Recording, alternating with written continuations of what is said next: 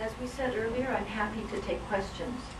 In a sense, I already got a question in a very odd way, through a highly defamatory email that was sent out by a professor on the faculty, apparently, of this university. I was actually quite shocked to see that. I thought that professors didn't try to prevent people from learning and from seeing and hearing from diverse points of view. I didn't expect defamation, and I certainly didn't expect statements that were untrue and defamatory.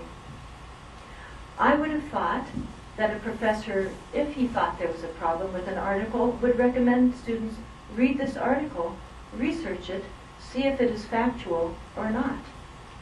But instead, he seems to have told people, don't read it. I think because he would have found that it was factual. So, I guess I need to be able to see the article a bit, as if I could. Okay, here are the points. I'm called an anti-Semite. That's defamatory and unfounded. It's slander. Number 1, Alison Weir has made off-the-wall charges that Israelis have engaged for years in organ harvesting from Palestinians. This is a classic case of anti-Semitism akin to medieval charges that Jews steal children to use their blood for nefarious purposes.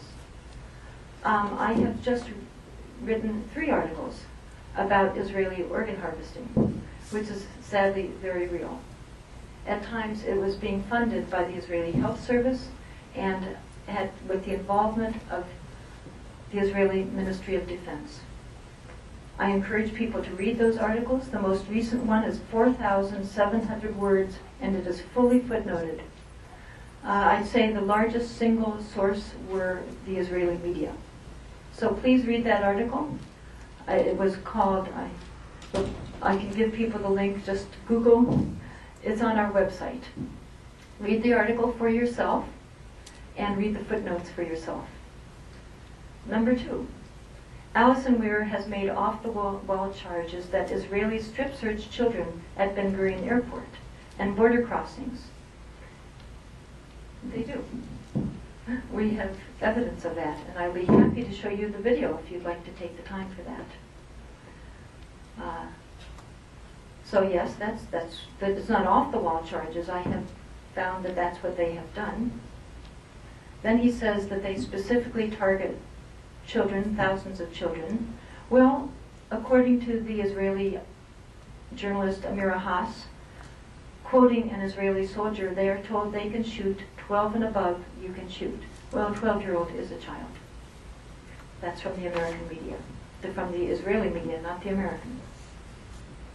Such charges of child abuse and child killing are part of this woman's stock and trade. What is part of my stock and trade are factual articles, fully corroborated, often footnoted. I encourage you to read that article as well. We also have a video about it where you can see the people, the women, for yourselves, talking about what was done to them by border guards. And one of the women it was done to, by the way, was a Holocaust survivor. I hope you'll listen to her story as well. Number 3, Alison Weir has called Judaism a ruthless and supremacist faith. No, I didn't. No, I didn't. So this professor would have gotten an F in any course, because that's not true.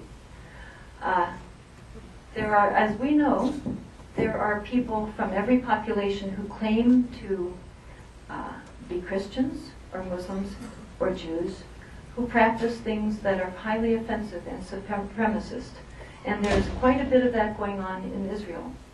What I did was quote, I talked about that segment of it's a small segment of the Israeli population, but a significant one. And I quoted, the information I quoted was from an Israeli author named Israel Shahak. Highly regarded. He wrote an excellent book on the topic. I encourage people to read it. And another book that he co-authored with an American professor, Norton Mesvinsky, who is a top professor in Connecticut.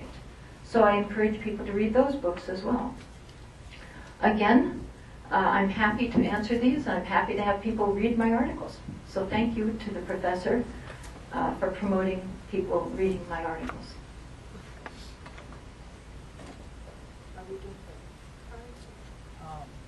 Was there anyone who had a note card? That's the format we would like to. Do you have a note card that you want us to read?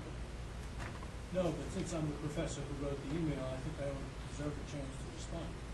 Well, you actually started it, and I have responded. If you would like to have a question, then Just please like do that. You said that I took misinformation. Everything that I quoted in that communication comes from your website. Every single thing.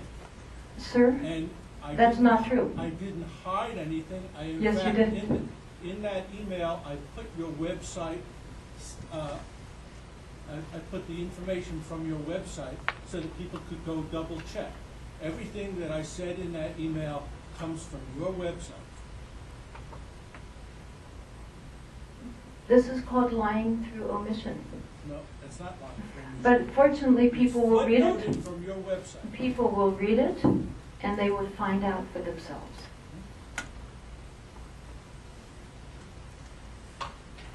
But I would suggest that you use epithets more cautiously. It's not good to cry wolf too often. There are wolves around, and no one will believe it if this kind of thing continues as it's happening. It's all on your website.